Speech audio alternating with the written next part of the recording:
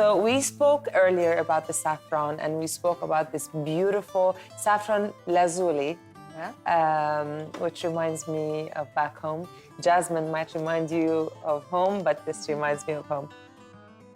Can we go back and talk about the pyramid of this particular note before we As I told you before, for me it's the right or the perfect balance between this the lightness and darkness. And for me, the lightness is representing by this combination with some spicy notes and the floral notes. And on the darkness, we have reinterpreted this part with a really very special, creamy, mysterious woodiness based on sandalwood. For me, sandalwood is the most beautiful, yes, and this is the key ingredient of the fragrance. And it's the most beautiful wood that we have because it's the most floral one. And this is the essential oil. If you want to smell it. And what are the specifications of sandalwood and how is it extracted? Well, sandalwood originally comes from India, but the government of India has restricted a lot the export of this product. So the highest quality of sandalwood is the Santal album.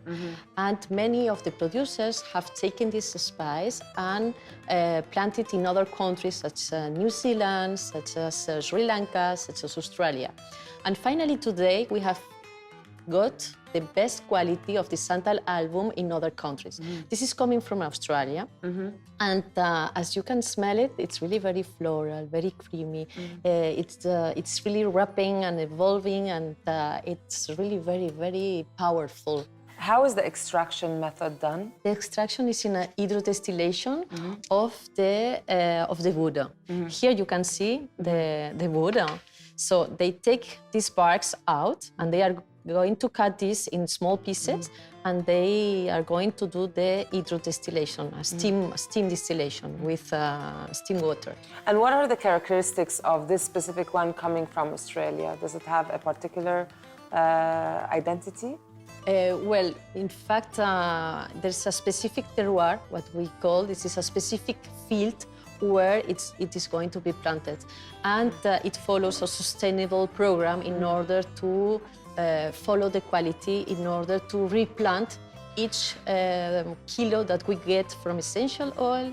And we are going to replant 3 more trees. Moving on to this new addition to the family of the specific collections by Carolina Herrera. It is Empire. This is a fragrance that is going to be launched exclusively in the Middle East. It is going to be Why launched... exclusively the Middle East, and why is it so specific to a particular region?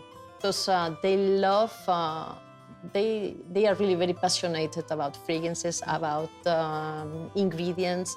They have a really very large knowledge about perfumery, and they appreciate really the high quality. Can we talk a little bit about Iris Empire?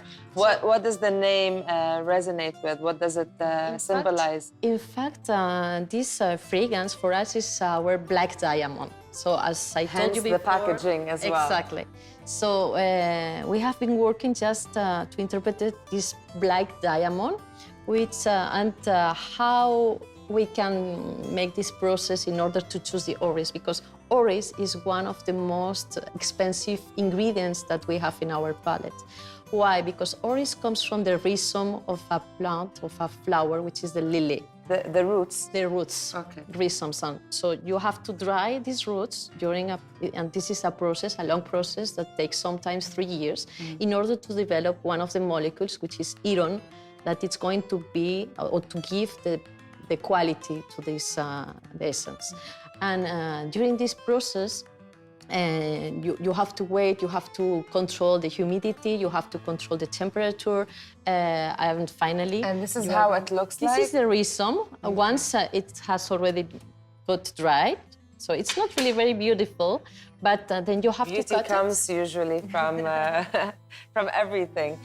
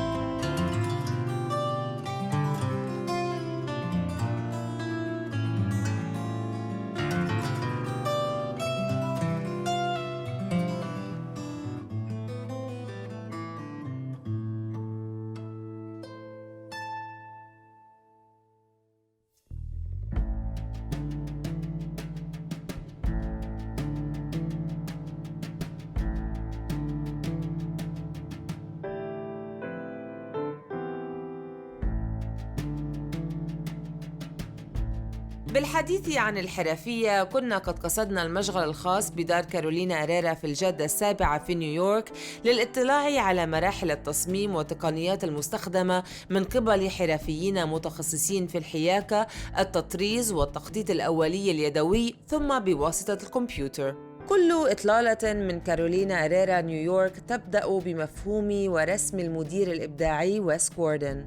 يتم تطوير هذه المخططات بعناية فائقة من قبل صانعي الأنماط الماهرين، ومن ثم يتم مناقشتها وبالتالي تنفيذها. عمل متجانس ما بين فريق التصميم وصانعي الأنماط تتطلب حوالي 15 أسبوعاً قبل العرض المنتظر، حيث أن بعض التصاميم تستغرق أكثر من 120 ساعة عمل قبل ظهورها على منصة العرض.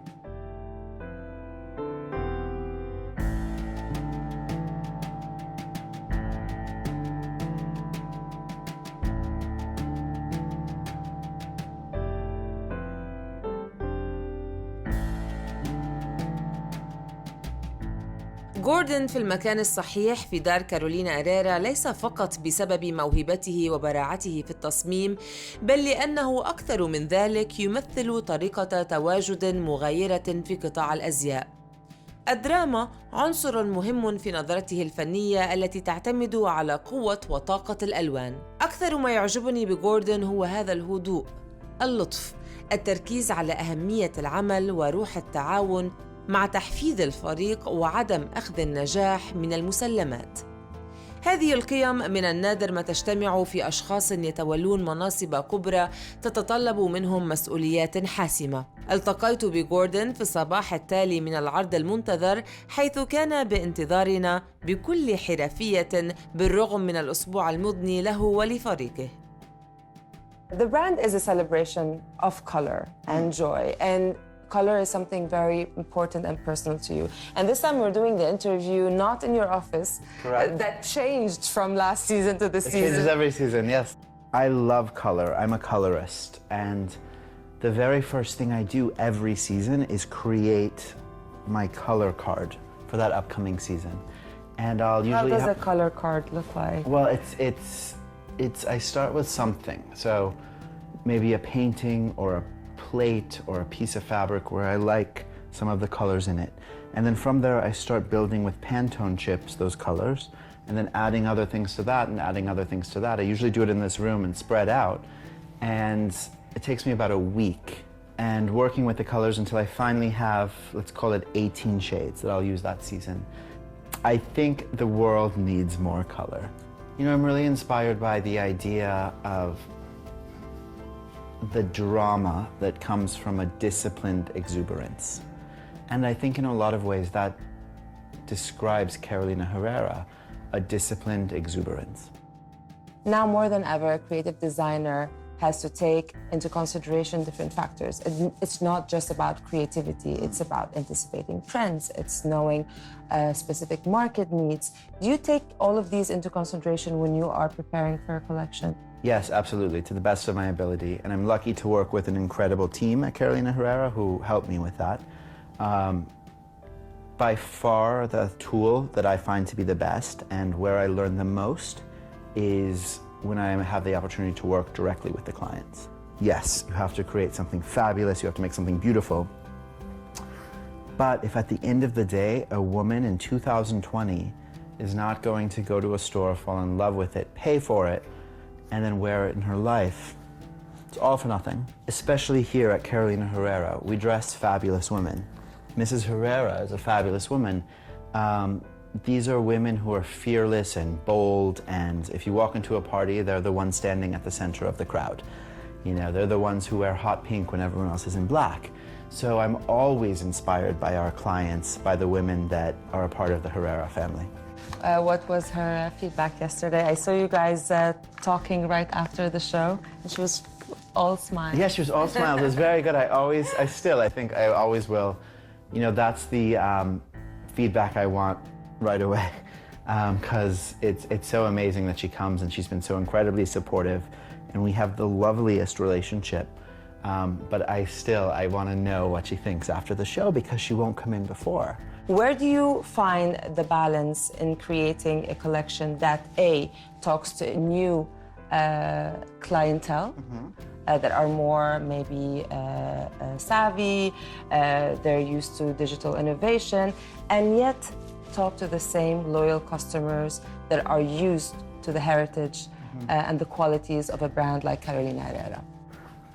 A brand cannot survive catering only to their existing clientele. Because, you know, eventually that clientele runs out. Having a tribe, let's call it, having loyal followers, having clients who know and understand and keep coming back to you is the greatest blessing that any business or brand can have. So to ever take that for granted is foolish. We love our customers. I love the customers who shopped here 20 years ago. I love the customers who have only started shopping here 2 months ago. And it's my job to make sure that when any of them walks into our boutique or walks into a show, they're able to find many things to fall in love with. And how do you cater to different market needs? Are you with a localization kind of strategy, talking to specific customers, creating specific capsules for them? An incredible shade of red is globally viewed as an incredible shade of red. The perfect pink is loved by women who love pink everywhere in the world. And a dress that is a fabulous column of embroidery will make someone's heart beat on any continent. That said, we do a lot of exclusive capsules with retailers because, you know, some of the very big retail partners of ours have very specific needs for their clients. Let's talk about the craftsmanship. How important is that for the brand to keep the level of production up to that value and to cater for women and customers that care about craftsmanship, care about quality, care about having timeless pieces versus rapid fashion that is ultimately destroying our environment, our planet? Absolutely. Well, everything you saw yesterday in the show would not have been possible without the atelier downstairs. Especially when you look at something that's quite simple. Something that's simple but beautiful has to be done perfectly for it to be beautiful. And that's really a testament to the craftsmanship and the talent of the men and women who work in our atelier. It's a sad reality that very few fashion houses still have an atelier like ours of that size, just because, as you mentioned, it's very expensive and there are kind of much more mass, fast fashion ways to do things. That's not really aligned with our value system here. We treasure that pursuit of passion, that labor of love, that craft.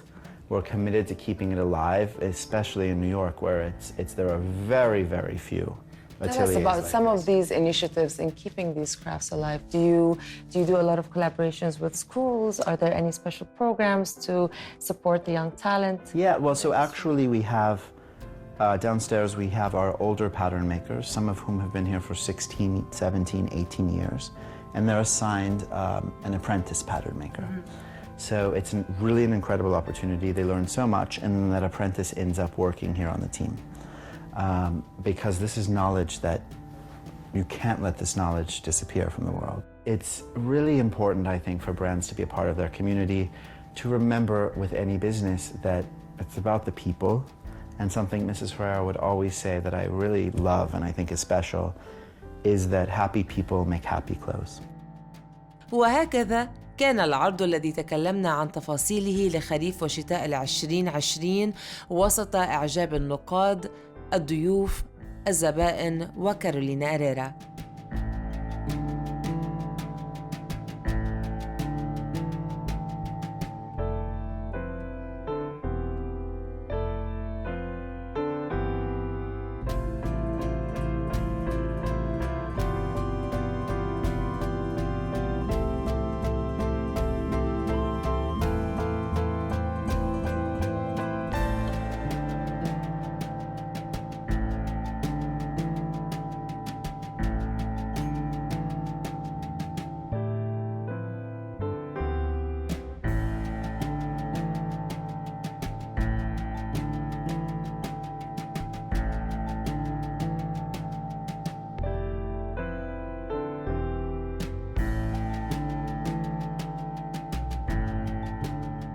أترككم في أمان الله إلى حين الموسم المقبل.